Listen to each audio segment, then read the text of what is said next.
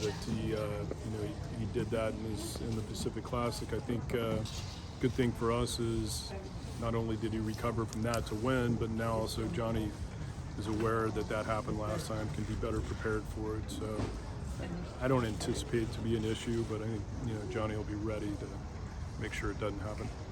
Now with Mindframe, obviously things didn't go quite according to plan for the prep race in the Jockey Club. Understatement, yeah. Yeah.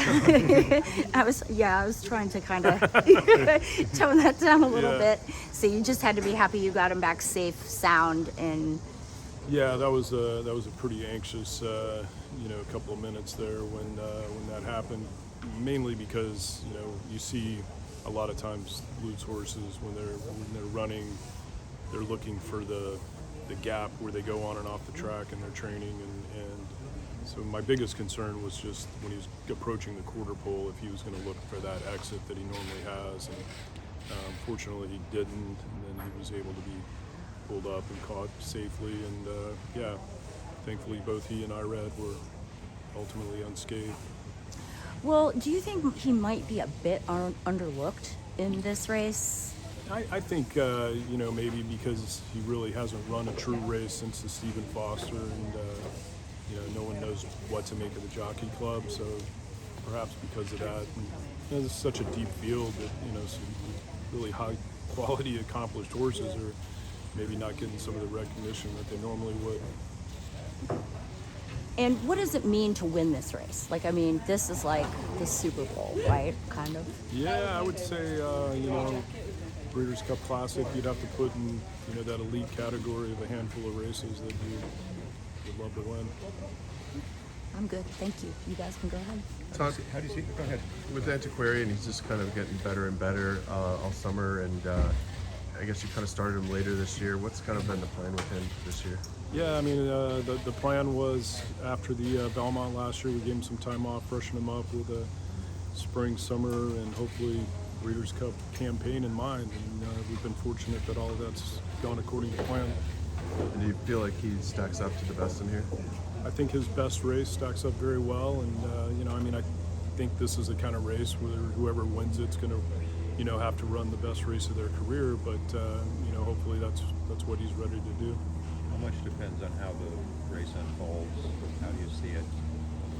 Yeah, it's obviously going to depend a lot on what the pace setter does, and how fast he wants to go, how fast he can go.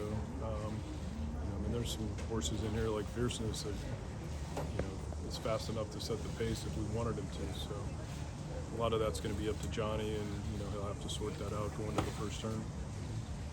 And you mentioned that he ran into him in the Whitney, or not ran into him, but had an issue with him that you felt compromised him in that race. When Contrary Thinking didn't break well, he kind of, instead of going straight to the lead, he kind of made that wide move, and when he did that, he came outside of Fierceness, which sort of emboldened Fierceness and put him into the bridle a little more than we wanted him to. It took Johnny a little while to get him back settled after that, and then Johnny said in the far turn he kind of impeded him a little bit, but so I think it affected his chance in there somewhat. Hopefully works out more smoothly this time. Johnny's going to be doing defensive riding, or riding. Got to be very conscious of the rabbit in that race. Yeah, you don't want to get too caught up in it. At the same time, you obviously don't want to be in a speed duel with him. Mm-hmm. Todd, how do you look at the two-year-old dirt races? With obviously you have a big favorite in one.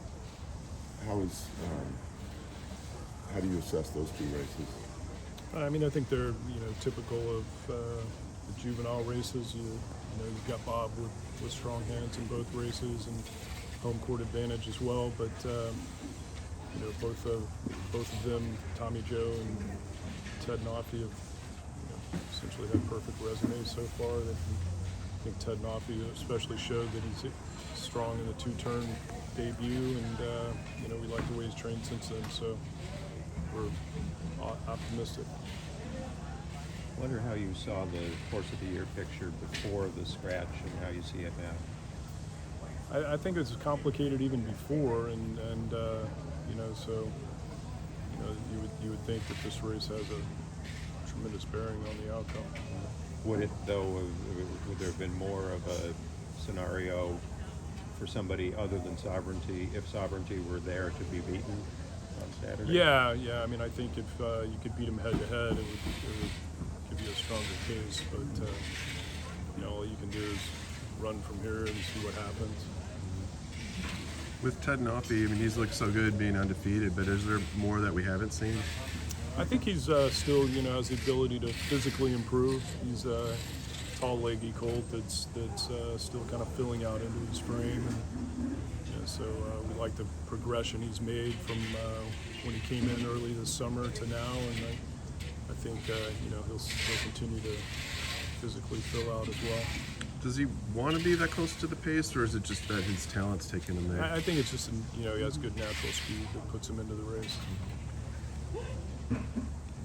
This is the first Breeders' Cup since the loss of Wayne Lucas. It meant a lot to you. Do you feel, have you always felt Yeah, I a mean, I sense think of it's carrying the- on a legacy? I think it's the first Breeders' Cup without Wayne, right? Yeah. So It is. It's hard to, yeah. You know, the one thing about Wayne, I think that he recognized early on, he was a big supporter of the Breeders' Cup from day one. I think he recognized how much the owners and the industry would support it. And, you know, he was first on board with that and always emphasized it. And when you look at his record, it's amazing because when his stable was at its fullest strength was when it was a one-day card. You know, and he won all of those. He won all of those. You know, with a lot less opportunities than we have now.